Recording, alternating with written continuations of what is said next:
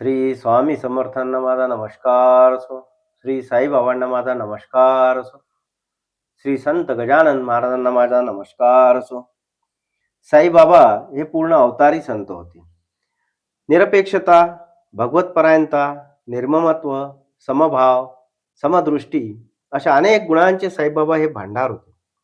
अष्टमहासिद्धी त्यांच्या समोर हात जोडून उभ्या असायच्या, पण या महासंताला त्याचे काहीच वाटत नसे. केवळ प्राण रक्षणासाठी भूक असेल तरच ते भिक्षा मागायचे. मशिदीतच राहायचे आणि तिथेच झोपायचे. त्यांनी झोपण्यासाठी मशिदीच्या आड्याला एक फळी बांधली होती. ती फळी 4 हात लांब व वीतभर रुंद होती. ती चिंध्यांनी वर बांधली होती. त्या झोपाळ्यासारख्या टांगलेल्या फळीवर बाबा झोपायचे. त्यांच्या उशा पायथ्याशी पणत्या जळत असायच्या. हे दृश्य फारच मनोहारी दिसायचे. चिंध्यांनी टांगलेली फळी बाबांचा भार कसा सहन करते याचे सर्वांना मोठे नवल वाटायचे.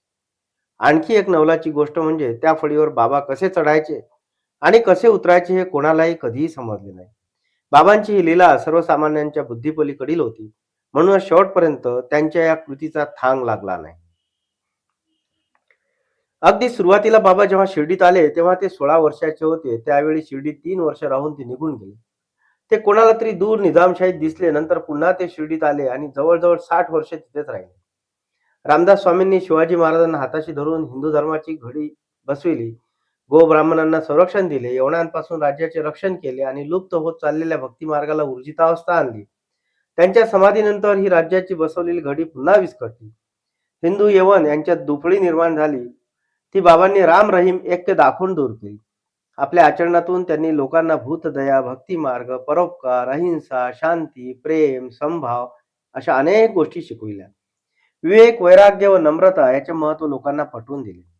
बाबांच्या भोवती नेहमीच भक्तांची गर्दी असे, पण बाबा अंतरी निसंगच राहिले. ते भक्तांना सकाम वाटायचे, पण अंतरी निष्काम होते.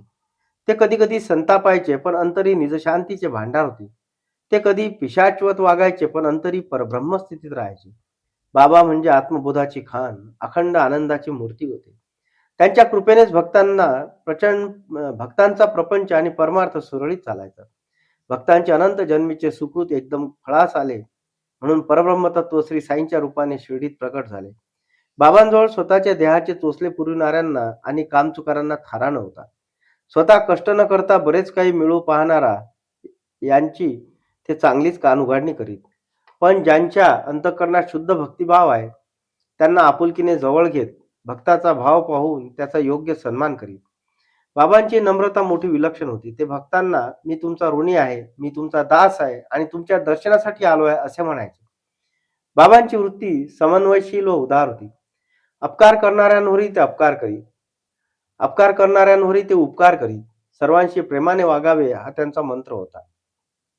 त्यांनी आपल्या आचरणातून लोकांना ही शिकवण दिली. त्यांचा उपदेश सर्वांच्या उपयोगाचा होता आणि त्यांच्या जीवनाचे सार्थक करणारा होता. त्यांनी लोकांना देवाच्या मागे धावण्यापेक्षा तो सर्वत्र कसा भरलेला आहे हे पाहण्याची दृष्टी दिली व निस्वार्थता शिकवली. शिर्डीत नानावल्ली नावाचे एक गृहस्थ राहत होते. त्यांच्या पिशाच्य वृत्तीचा सर्वांना त्रास होई.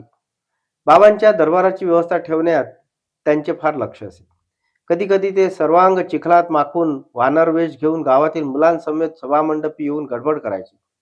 पण ते कसेही वागले तरी त्यांचे बाबांवर आणि बाबांचे त्यांच्यावर खूप प्रेम होते. एके दिवशी त्यांनी बाबांचा हात धरून त्यांना गादीवरून उठवले आणि स्वतः तेथे बसले. थोडा वेळ बसल्यानंतर ते पुन्हा उठले आणि बाबांना गादीवर बसून त्यांना आदराने नमस्कारही केला. ते बाबांना काका म्हणायचे. बाबांनी देहत्याग केल्यानंतर त्यांनी अंथरूण धरले आणि बाबांच्या निर्वाणानंतर 13 दिवसांनी काका काका म्हणत प्राण सोडले. श्री साईबाबांना माझा नमस्कार असो.